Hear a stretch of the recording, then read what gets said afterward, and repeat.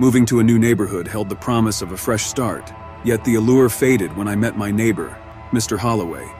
His demeanor was friendly, but his eyes held a chilling intensity that sent shivers down my spine. One day I found myself alone in the hallway with him. His smile was disconcerting, his voice dripping with a sickly sweetness. "You know, I've always admired your eyes." Unease prickled at my skin, but I dismissed it as paranoia. Still, his unwavering attention was unsettling. He appeared at my doorstep with gifts, flowers, a book, a small trinket. Each time, his words were just a bit too intimate, his gestures a tad too familiar. Late one night, I awoke to a scratching sound. Peering through the window, I saw Mr. Holloway crouched outside, his fingers tracing patterns on the glass. Panic surged, and I confronted him the next day. He chuckled softly. "Just admiring your view. We're neighbors, after all."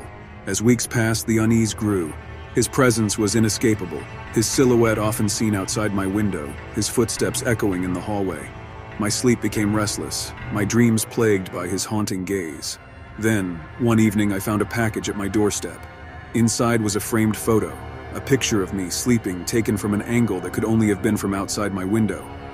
Horror clenched my heart as the realization hit. He had been watching me, invading my privacy and capturing my vulnerability. I confronted him again, my voice shaking with anger. "Stay away from me." His smile never wavered. "I just want to be close to you." The final straw came when I woke to find my bedroom filled with the pungent scent of roses. In the corner stood a mannequin, dressed in my clothes, its hollow eyes staring at me. Fear twisted my gut. Mr. Holloway had crossed a line that could never be undone. I reported him to the authorities, and they investigated his home.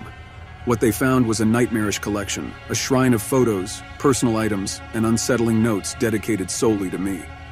The horror of his obsession was undeniable. The twist of the story revealed itself in the most chilling way. His arrest didn't deter his obsession. From behind bars, he continued his fixation, sending me letters filled with sinister promises. The nightmare wasn't over. His twisted infatuation had transformed him into a phantom, haunting my thoughts and dreams. As I moved away from that neighborhood, I realized that the true terror lay not in his physical presence, but in the lingering shadow he cast over my life. The sinister neighbor had forever left a mark, a chilling twist that defied the boundaries of fear and reality.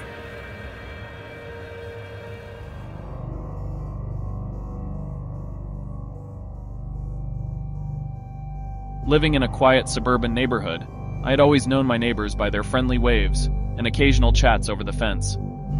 But there was something unsettling about the man who lived next door, Mr. Blackwood. He rarely left his house and seemed to shroud himself in an air of mystery. One evening, curiosity got the best of me. I decided to pay Mr. Blackwood a visit, hoping to break the ice and perhaps uncover the enigma behind his demeanor. As I approached his front door, a chill ran down my spine and a sense of unease settled in the pit of my stomach. When he answered the door, a cold smile played on his lips. His eyes, dark and piercing, seemed to penetrate my very soul. I introduced myself, but he merely nodded and invited me in without a word. The interior of his house was dimly lit, the air heavy with an unfamiliar scent. The walls were adorned with peculiar paintings, scenes of shadowy figures and eerie landscapes that sent shivers down my spine. Mr. Blackwood offered me a drink, his smile never faltering, and we sat in silence. The conversation soon turned to odd topics, the mysteries of the universe, the darkness that lingered within the human psyche. His words were cryptic, his tone unsettling. I felt a growing sense of discomfort, as if I had walked into a web of secrets that I wasn't meant to know. As I made to leave, Mr. Blackwood's smile turned wider, revealing unnaturally sharp teeth. "Remember, some doors are best left unopened." His words hung in the air as I hurried home, my heart pounding. The unease lingered, and I found myself glancing out the window, wondering what secrets Mr. Blackwood held. Days turned into weeks, and my discomfort grew. I couldn't shake the feeling of being watched whenever I stepped outside. Shadows seemed to dance at the corners of my vision, and sleep eluded me, haunted by strange dreams of Mr. Blackwood and his cryptic warnings. One night, unable to resist the urge, I decided to investigate further. I peered through his windows, heart racing as I saw him hunched over a table covered in arcane symbols and strange artifacts. His lips moved in a chant, the air around him crackling with an otherworldly energy. Fear clenched my chest, and I stumbled back from the window, vowing never to meddle in his affairs again. But the damage was done. A sense of darkness had taken root within me, a gnawing realization that I had uncovered something beyond my understanding. One evening as I lay in bed, the room plunged into darkness. A figure stood at the foot of my bed, Mr. Blackwood, his smile wider and more menacing than ever. His voice echoed in my mind, his words a chilling promise of the darkness that awaited me.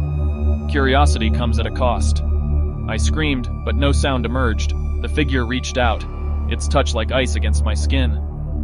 The room seemed to warp and twist, the very fabric of reality unraveling before my eyes. As dawn's light broke through the windows, I woke up in a cold sweat, the memory of the nightmare still vivid in my mind. But as I glanced out the window, I froze.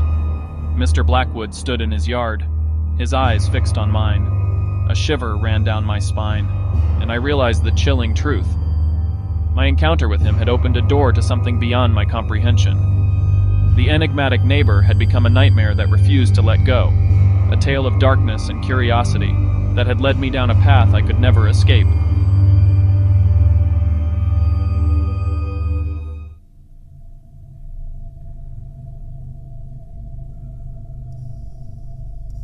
Living in a quiet neighborhood had always brought me a sense of comfort. Friendly neighbors and well-manicured lawns created an idyllic atmosphere. However, my perception would soon be tainted by the enigma that was my new neighbor, Mr. Abernathy. From the moment he moved in, something felt off. His appearance was unremarkable, with thinning hair and a perpetual hunch in his shoulders. But it was his eyes that sent shivers down my spine. Pale blue and seemingly devoid of emotion. I often caught him watching me from his window, his unblinking gaze following my every move. I tried to brush it off as mere curiosity, but his unwavering attention left me feeling exposed and uncomfortable. One evening I decided to introduce myself and alleviate the growing unease. As I approached his door, a cold draft swept over me, and a chill settled into my bones. Mr. Abernathy answered with a tight smile, his eyes fixated on me as if studying every detail. Our conversation was strained, punctuated by awkward pauses. When I asked about his interests, he simply replied, "I enjoy observing." As weeks passed, my unease deepened. I couldn't shake the feeling of being watched, even when I was alone in my own home. Shadows seemed to dance at the edge of my vision, and strange noises echoed through the walls at night. One evening, I awoke to a tapping on my window. My heart raced as I approached, and a wave of dread washed over me. It was Mr. Abernathy, standing outside in the darkness. His eyes bore into mine, and he whispered, "You have no secrets." Fear tightened its grip on me, and I backed away from the window. I watched as he turned and disappeared into the night, leaving me shaken and terrified. The days turned into sleepless nights, my paranoia growing with every passing hour. I kept my curtains drawn, but I could still feel his gaze upon me, as if his eyes had become an ever-present weight on my soul. One night, unable to bear the torment any longer, I ventured outside to confront him. The moon cast an eerie glow on the neighborhood, and the air was heavy with a sense of foreboding. I found him standing in his backyard, his gaze fixed on the moonlit sky. "What do you want from me?" I demanded, my voice trembling. His lips curled into a sinister smile, and he finally turned to face me. "I want to show you the truth."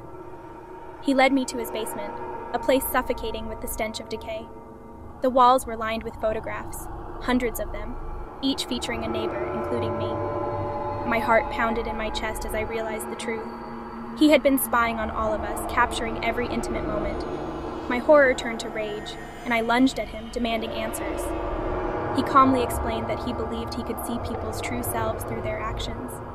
He reveled in the discomfort he caused, believing it exposed their hidden darkness. As he spoke, I noticed a camera perched on a tripod, its lens trained on a live feed of my house. I realized he had been watching me in real time, invading my privacy in the most invasive way possible. My fear transformed into a furious determination. I smashed the camera and fled from his house, leaving him behind in his twisted world. Days later, I saw a for sale sign in front of Mr. Abernathy's house. He was gone, leaving behind a trail of discomfort and paranoia. But his chilling presence still lingered, a reminder that darkness could reside even in the most ordinary of places. As I gazed at his empty house, I couldn't shake the feeling that he was still watching, his eyes fixed on me from somewhere beyond the shadows. The memory of Mr. Abernathy's unsettling gaze would forever haunt my thoughts, A reminder that the line between neighborly familiarity and sinister curiosity can be razor thin.